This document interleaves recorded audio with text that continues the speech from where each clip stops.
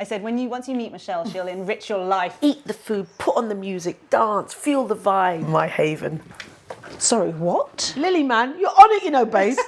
Pinky I red. don't know what it is, but it is banging on you, babes. Welcome back to another episode of Foggy Mornings. We're in Wales. Guys, Foggy Mornings has come to Wales. I'm so excited. I'm going to be going into the home of Michelle Griffith-Robinson, a triple jump Olympian legend, a motivational speaker, a life coach, a personal trainer, and a friend of mine. I feel so lucky to know her. If you don't already know Michelle, I feel like I'm about to enrich your lives. That's literally how she's going to make you feel. I promise. I met her years ago at a L'Occitane event when she was introduced as one of their ambassadors, and I didn't know Michelle, and I was overwhelmed with how her energy made me feel. I felt like compelled to go and talk to her afterwards, found myself totally opening up and oversharing and getting emotional, because that is exactly how Michelle makes people feel. She's just the kindest soul. She's so inspirational, and I can't wait to properly introduce you guys to her and to go and be welcomed into her home. So let's go. Hello? Hello? You made it, babes. Oh, so nice to see you. I haven't seen you for so long, darling. Come on in. Thank Come into you. the farmhouse. Okay. Okay, I'd love an elderflower. That sounds Elderflower, delicious, right. please. Thank you so much. So this is my fridge, full up. This reminds me of my mum, actually. Oh my God, I love looking at people's You know, fridges. this is my mum, because every time we used to go to my mum's house, my mum lived in Burnt Oak, Edgware. Yeah. She still lives there now after Does she? 35 years. Yeah.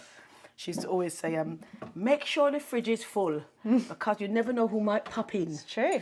So Here we are. We've always had that of, but we have got apple juice as well, but elderflower is good for Oh, you. I'd love that. Yeah. Thank you so much. No, honestly, it's so nice to finally be here, and I've heard so much about your home, and it's just as I imagined it. Is it? Homely, Yeah. comforting, welcoming. Thank you. Just like you. Thank you. Thank you, babes. Do you know what, Lils? I pride myself a lot on.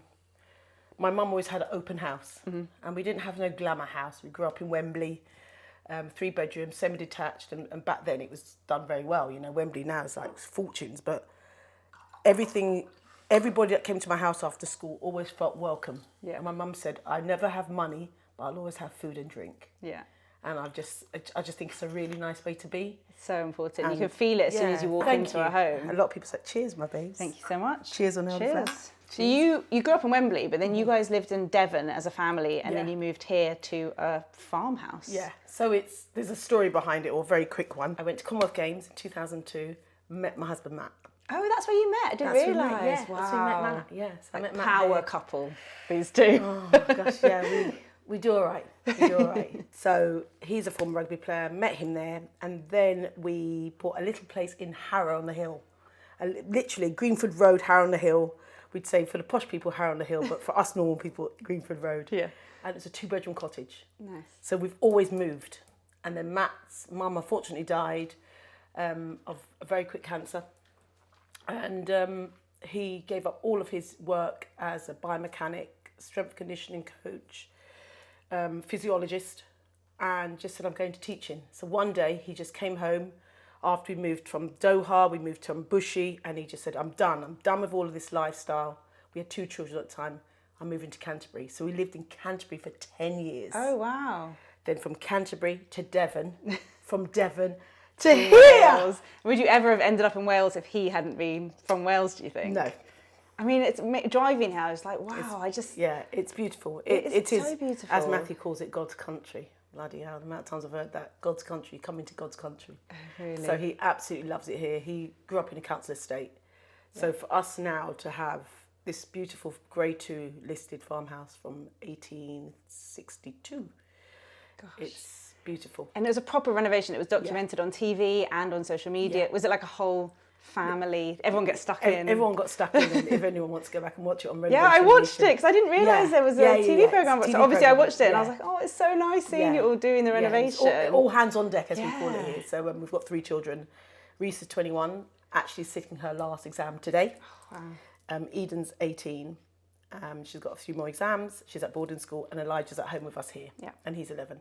Wow. And it was all hands on deck. We actually got the keys in 2021 on Reese's 18th birthday. Wow. We moved in here Did she have a house party? She didn't have a house party. She was like, it was too, like a pre-renovation 18. It was too smash up. Too derelict. It was like derelict. too It was far. proper derelict. I mean, Really? roofs falling down. It was really bad. Really. Were you terrified? Like, what a project to take on. Like, how do you know if it's actually doable or it's just out? We don't. But me and Matthew have always taken risks. Yeah, and I say, you know, sometimes in life you do have to take risks. Mm.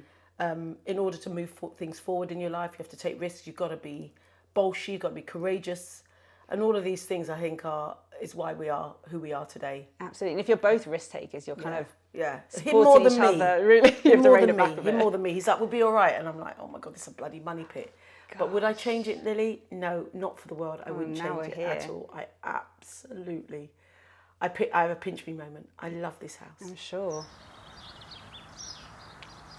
Were there any like real low points of the renovation? Yeah. And I think well. there's highs. The highs were, which hopefully you'll get to see it. The highs were when we found my dressing room that we never knew was there. I can't wait. That was the highs. Oh, you found it, like a secret room. It was a secret room. Shh, don't let them hear. I love that. Yeah, secret room. So that was the highs. The lows were financial. We had some dips, some real dips where unexpected things, yeah. Always I say to everybody with renovations, when they tell you it's going to cost that, it ain't costing that. Yeah. Add on another 25%. Honestly, even on a small scale renovation like our house, someone said that to us as well, at 25%. It's like, yeah, and some. It's always going to be more than you think. 25% and some. And I think it's, there was a lot of arguments. And I always say to people, what you see on social media, what I portray on social media, generally is me. I am happy, go lucky, fun, bold, bright colours, dancing around my house. But there are times where I felt very vulnerable in that situation because we were running out of money. Yeah. And then that puts pressure on your relationship. And whereas you think, well, what's it all about? Yeah. You know, so fortunately we're in a stable position at the moment. Fingers crossed. And you've done loads. We've done loads. I wasn't sure, like hearing from you, like how far ahead it was. Like we've done so beautiful. We've done loads. We've done loads, and there's still more to come. But we've just said that we're just getting the garden landscape now, because we're going to have a landscape in a garden. You know, no biggie. And as someone who grew up in London, like as a Londoner, I know you kind of get used to that. Like how are you finding a slower, quieter country living? I love it here. It feels like my home because we lived in boarding as well. Yeah. So we had our properties for a long period of time, rented them out, but we never really felt at home for about 10 years. Yeah. Because we were constantly moving around because Matthew's the deputy head, so he was in education. So this feels like home, and it's not perfect. There's pots outside that aren't great. The wall needs doing, but it's our home. And it's quiet, and you hear the birds, and every morning I go outside and give gratitude outside. And I feel like, no, I would never, ever want to live anywhere else. This is it. Even if Matthew gets another job, this will always be our home. And I'd love to be able to have this home for my great grandkids to come back here and say, my parents, my grandparents were one of the first black people in the area to create this home. I love that. And you've spoken before about that not only moving here was like a lifestyle change, but as a black family, it took courage as well. Absolutely. As a black family, it takes courage. And I think it's one of those things. There's another lady on social media, I don't know if you know, her name's Paula Sutton. She's called Hill House Vintage. Yes. So Paula's in Norfolk, and we spoke a lot about that as well. But, you know, I think for us as a black family, a black Caribbean family, it's a bold move for us. Our kids can't wait, and they can't wait when they come home from their respective universities and boarding schools. They love coming home. They love showing off their house to their friends and saying, look, we live in the country. They're not bothered by that. And I was a city girl, but I wouldn't move back to London if you paid me. And I mean, I really wouldn't. Matthew's had job opportunities. I know. And I think it's important as well, you know, to take the risk. You know, we don't always need to be in the city. Yes, I'm an hour and a half on the train from Newport, which is about 25 minutes from here, to get into London if I want to for work. You know, work's there. But there's Cardiff down the road. We've got a beautiful village. We've got a stunning farm shop. If I've got an opportunity to take you to the farm shop. Oh, I love a farm shop. Lily. Don't let me take my wallet. I love a farm shop. Lily, no, honestly, if they have pickles, I'm done. Pickles and their cheese. Oh my God. Yes, that sounds incredible. Let's do that later. It's brilliant. So, but yeah, farm shop. Have you had anyone reach out to say that they're inspired by your move? And I'm sure you have. Yeah, we have. That's the thing. The more it's done, the more it becomes normal. And you've got to try and normalise these conversations. And And of course, don't get me wrong, we're not underestimating our privilege, because we recognise we've worked hard, but also as well, things have fallen together. Not just fallen together because I'm Michelle, bear in mind, we have to work for these things. Yeah. And I'd say to anybody, listening, if you've got a dream or aspiration to do more, back yourself. Back yourself. If it's something you want, might take time, don't watch anybody else, what they're doing. Focus on you and slay in your lane. God, I told you guys. I said, once you meet Michelle, she'll enrich your life, change your life. Honestly, I love it. I wish you could just follow me around with motivational quotes. So you clearly have like an incredible passion for advocacy and using your platform for like real impact. You've spoken before about your personal experience with perimenopause. Yeah. And I love that you talk about it all the time. It's something I'm also like really interested in. And you're always breaking down the stigma, especially for Black women and people who feel underrepresented in the conversation. Yeah. Can you tell me more about like your work with menopause charities that you work with? So I'm an ambassador for the Menopause Charity, and actually the Menopause Charity don't use me that much, to be honest with you, which is a bit of a shame.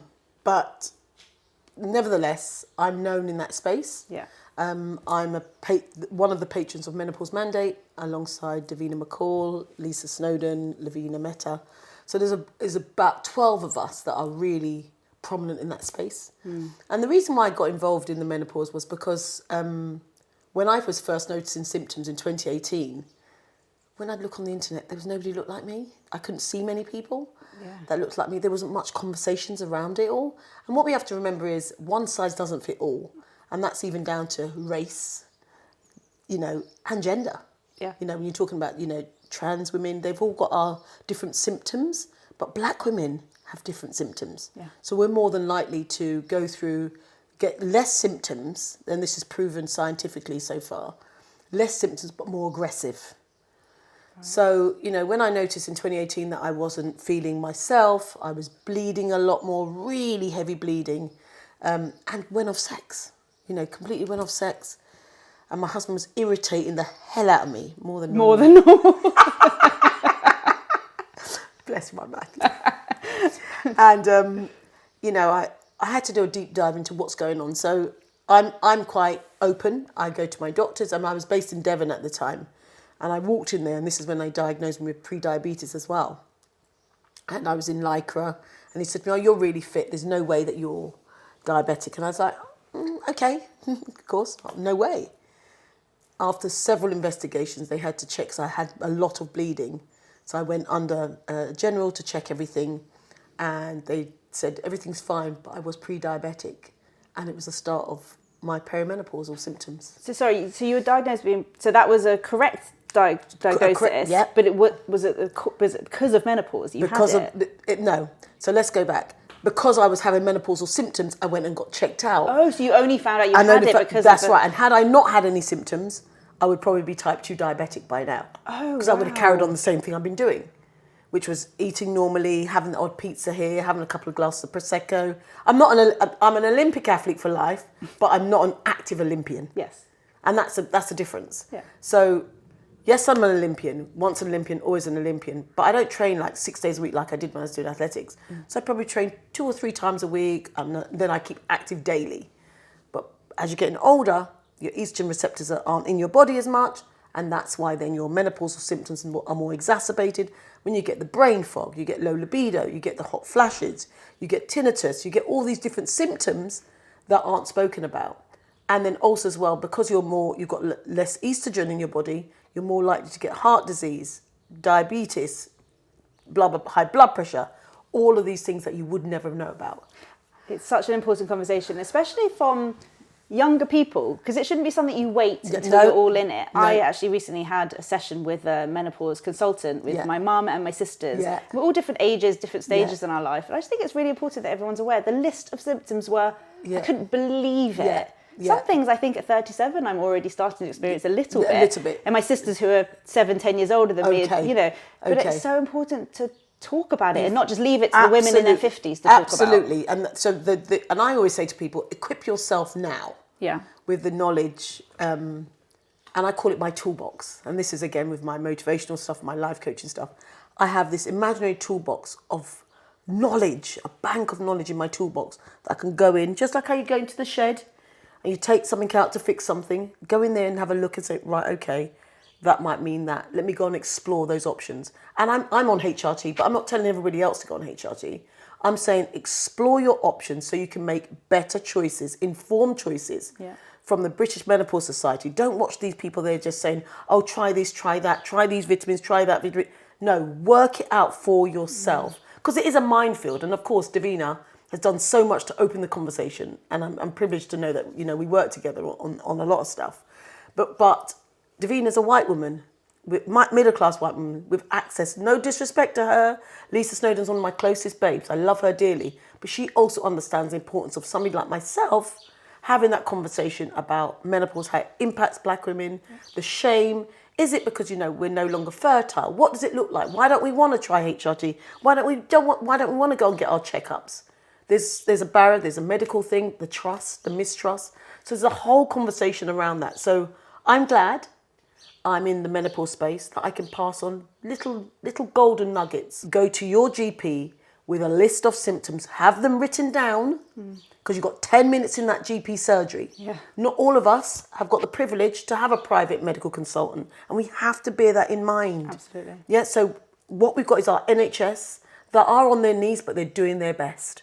So go in there with your list of symptoms already written down and spiel them off. But do not be told, go away, here's some antidepressants. Because although you might need them for something else, you don't necessarily need them for menopause in the first instance. Absolutely. It's amazing how much content there is available now. It's a lot of content. It's sharing it with friends, it's saving it, it's Absolutely. opening the conversation, being vulnerable with people. Being vulnerable. Boots have done so much as well. Big companies like Boots, Holland & Barrett as well. There's a lot of big companies out there that are doing more and more around these subject matters. And the more we can talk about it and feel seen and heard, straight away you feel like, oh, I can cope, I can manage.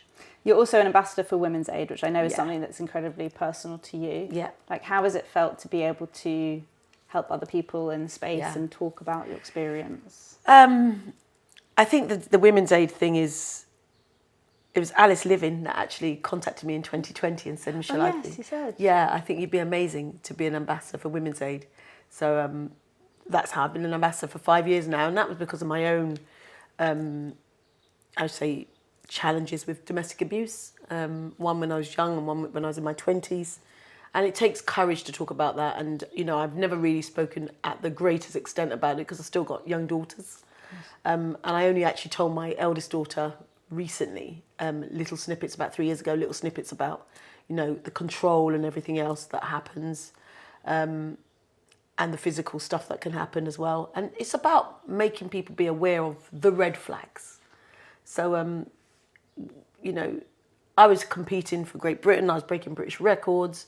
I was the British record holder for the triple jump. I was sponsored by Nike. I was sponsored by Weetabix. I was sponsored by Lucozade. But at home, in the four walls, I was subjected to abuse. And that's difficult. It's hard. But now I'm at the other end of it, 20-something years later. It never leaves you, bear in mind. It's something that I want to help more and more women and girls to know what's right and what's wrong, and what does a positive, loving relationship look like. A relationship without fear, a relationship without control, coercive, financial, you know, what do these things look like? So Women's Aid do amazing stuff. One of the positive things that's come out of me being, apart from me, you know, being able to help other women, is I was able to reconnect with my very, very dear friend Mel B, who's our patron. Oh, is she? Oh, that's how you know Mel B. Yeah. She dropped it in conversation last time we were talking. I was like, sorry, what? So I've known Mel for 25 years because I was her trainer. I can't believe you're friends with a Spice Girl. That is quite amazing. She's my girl. Mel B's my girl. And I used to train Mel 25 years ago. And used to go to Marlow. I lived in London at the time. I knew her before I knew Matt. And I was her trainer, and she used to say, just make me an omelette and just leave me. I don't want to do no boxing today. And a couple of expletives out there. And I was like, listen, you haven't paid me to come make you an effing omelette. Yeah, greatest respect? No. So, and then we were really close friends. She moved to LA. We kept in touch. And then I lost contact with her for about 10 years, which coincided with, unfortunately, what she was going through. in America in her abusive relationship. She became a patron of Women's Aid, and then she got awarded an MBE a few years ago, and I was at her MBE party, and I'll be at her wedding in July as well. Oh, that's so lovely. And yeah, I feel very blessed, and we recently celebrated her 50th together I saw that. In Leeds. Wild. So before we move on from this section, for anyone who might be in a difficult situation themselves at home, what would you want them to know? I would say that keep documenting all of what you've been going through, because sometimes until you read it on paper you don't actually believe you're going through that, and there's that level of doubt. Reach out to Women's Aid or to Refuge helplines, speak to people, confide in somebody, but know that you're not on your own and you're not going mad, because sometimes you think, is it me? And you think, oh, it must be me while that's happening, and it generally isn't. Reach out, document. And for all of those that have got a friend who might be going through that, never say to them, why don't you just leave? Because sometimes it's more difficult to leave, and it's not safe for their own lives to leave at that time. It's good advice to give to the friend, because sometimes people on the peripheral don't know how to manage it. As someone who is a life coach, a motivational speaker, who's constantly, as we've just been talking about, doing so much for others, like, what do you have a hobby or activity or something that you do that just brings you pure joy, that is purely for you, no one else? I have my own life coach called Sharon, who's an amazing lady, probably the same age, a little bit older than me. And I met her on my course, actually my life coaching course, over 10 years ago. So she holds me accountable on things that I want to achieve in my life. I'll dip in and out of therapy should I need to. And sometimes it's not for any reason, but just to do me. You know, if I need that, I know I can do that. I feel safe and secure to do that. I go out for a lot of walks. I train a lot. I do make time and I schedule in. And again, you know, when I'm saying to people about what to do, I put in my diary every Sunday night my training that I'm going to do for the following week. Wow. So I schedule my training. Like how you schedule a meeting, I schedule my training. Because otherwise everything gets busy, you know, I've got clothes all over the house, you know, I've got my son doing this, he's going to football, I've got my daughters here. And so you do become the last person to take care of yourself. So to make life easier for myself, I schedule in the things that's important to me to fuel me and to refill my cup. But in terms of what do I do for me, I carve out time for myself. And once a week, I have breakfast by myself. Ooh. I go to a restaurant. Oh, nice. And I have breakfast by myself once a week. What's your ultimate breakfast? Ultimate breakfast is what it's called. So ultimate breakfast. So I'll have bacon, eggs, sausages, black pudding, baked beans, but it's not your normal greasy calf, trust me. Like posh baked beans, It's posh baked beans. You can tell, they're not Heinz. They're definitely not Heinz. And there's nothing wrong with Heinz, I love a Heinz, just in case you want to help my son who loves the baked beans. But I do that, and I sit on my own, I have my flat white, and I do that once a week. Just take it all in, or do you listen to a podcast or something? No, just me, myself. I actually people watch the, you know, generally a lot of older people who've got more time. Yeah. A couple of mums who've just got newborn babies, but it's just me on my own. I love my own company. That's nice. I think that's really nice and really important. You mentioned like summer. I think summer is like such a nostalgic, lovely time of year. Like, do you have any simple summer things that you love to do? Simple summer things I like to do is I love to entertain. Yeah. And it's not simple because I do it on a big level, you know, but I love people around. I think you've got a beautiful house like this, you need people in it, and you want that warmth and that energy and that eat the food, put on the music, dance, feel the vibe. And that's what I love so much about summer. Also, summer's a big time for us when our girls do sport, and Elijah's obviously just finishing his football season. So we're travelling around the country and the world, watching the girls as well. But summer for me is just taking it all in, and I show gratitude every single night. I love that. And you've said before that it's the 3 Fs. Yep, 3 Fs. They're your favourite things. Go on. Lily, man, you're on it, you know, babes. She definitely ain't perimenopausal, yeah? Her bloody memory's too good. Still with it. 3 Fs. Fashion, fitness and food. Love that. I wish fitness was one of my favourite things, but we'll get there. So you'll get there. Food is absolutely up there. I feel like fashion, fitness, and food. My 3 Fs, and 1 F if you really annoy me, which I won't say on camera. But yeah, the 3 Fashion. Fs. Yeah. There's somewhere I really want to go and have a look at in your house. You can do it, baby. I really want to go and have a look at her hidden wardrobe. I must say that I've got to caveat this. I haven't even tidied it up because I think I've got to give you the real deal. Yes. The authentic MGR, Michelle Griffith-Robinson in the house. But because I'm going on a special something tomorrow. Oh, we have a little sneak peek. You can have a sneak peek. Yes. Let's go, let's go. Oh my God, absolutely. So this is just my bedroom. And like I said, I haven't tidied it up because it's just the way it is. So, ladies and gentlemen, boys and girls, come into my haven. Sorry, what? Are you joking? Are you joking? Are you actually joking? Sorry, this is not a wardrobe. This is a kid's bedroom, basically. Oh my God. And this was. Wow. I did not expect this. I don't know what, especially for the door. I literally thought it was going to be like a little through thing. So this is. So this is incredible. Thank you. It's messy. Don't get me wrong. It's messy. It's normally much tidier than this. But tomorrow I'm going away. It's a hen do. Hen do.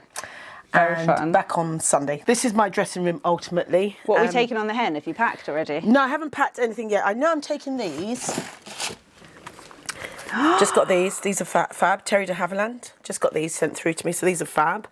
I'm taking those because one of the days it's a festival vibe. Yeah. So I'm taking that, and I might wear that with, because I like fashion. Remember we said fashion. One of those, a little short dress. I got this from. Is this from Cos? Oh wow, I love that. Is that new from Cos? Last year. Very nice. So I'm trying to recycle a lot more as well. Yeah. Yeah. So got it from Cos. I take that with me as well. I bought this. What's your thoughts, girls? Not sure. So I got this because if you can see the vibe of what I'm wearing. Yes. Leopard print again. Oh, I love that. I really like the Yeah. It's kind of slightly racer, it looks like. So that's from Reese. Wow, I love that. So I'll take that with me. I'll take that and I'll probably pair it with those as well. Nice. For a night out. This is also so that's Look really at nice. this. I've got that from Bowden. Bowden sent that through to me. Because I like colours. You know, I'm all about bold. New me, I'm into colours now. It suits you though, but I've told you, when you wear red lipstick, oh baby girl, you look fabulous when you wear that red lipstick. That red. It's a raspberry pinky red. I don't know what it is, but it is banging on you, babes. Thanks. I love your blusher. What blush are you wearing today? Do you know what? So nice. Ate Jewel. Oh, it's really nice. I know exactly which one it is and which shade as well. Love Plum from Ate Jewel. Also, I just spotted your Jo Malone's. Yeah. Oh, that's one of my faves. Which one is it? Wood Sage and Sea I do like Salt. Wood Sage. Yeah, I love it. I do love it. Oh, so nice. That's nice. So this is, and I've got bits taken out. So I know I'll take that with me. I've got to bring a leopard print bikini as well. And I think I was thinking about taking this as well. That's so I just got lovely. this from a speaker. And what's really nice is when you've got bust, it's the middle. Yeah. So it's great. So I like that as well. So might take that with me. But yeah, I mean, this is amazing. I know This is a dream. This is my little cheap fascinator that I bought from the charity shop. Because I'm going to Ascot tomorrow. Are you? Yeah. These you got to take these on the head. Yeah, they're going to him. But these are Those are the better ones. These, yeah. Wales born up, babe. If you wanna be my lover, go get with my friends. Don't get me started. I know the whole rap. Obviously, everyone does. Of course, everyone did.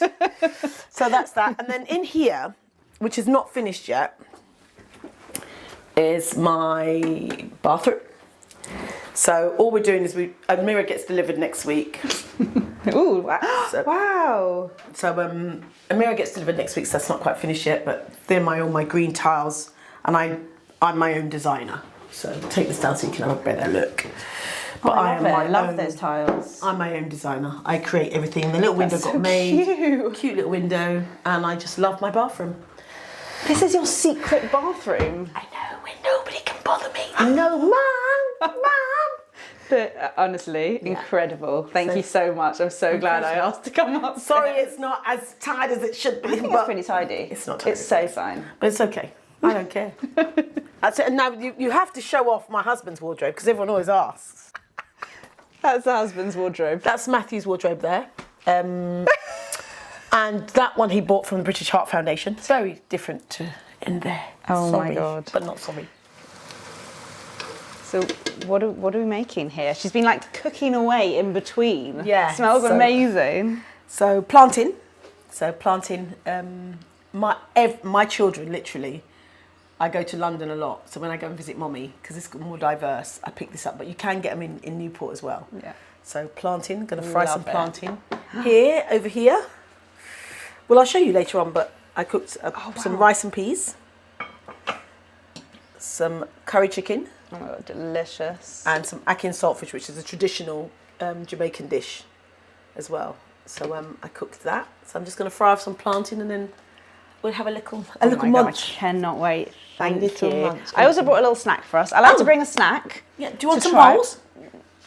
I don't know if we need bowls. I always like to bring something new that I've never tried that I see to try. Where'd you get them from? Well, see, So random. I am random. I saw these and I was like, they look good because the brand's called Savorists. I'm a savoury. Me too. Thank Me you. too. Great, Me too. exactly. They're called Crunchits. Mm-hmm. One's sticky teriyaki and one's fiery chili, and they sound amazing. I always Try like to it, try a baby. new snack with my guest. Let's try this. Let's see. Okay, sticky I'm very teriyaki. honest. Yeah, sticky. Go on, you go. Put it out. Oh, they're like little clusters. Wow. If these are good, I feel like they could be. I'm quite into that. No. She doesn't like it. No, I A like bit them. dry. I like the flavour. I like the flavour. Me too. I love Asian, salty. No, these are nice. They're rice clusters. It tastes healthy. They do taste a bit healthy. It's a bit like a granola with soy sauce on. Do you know what I mean?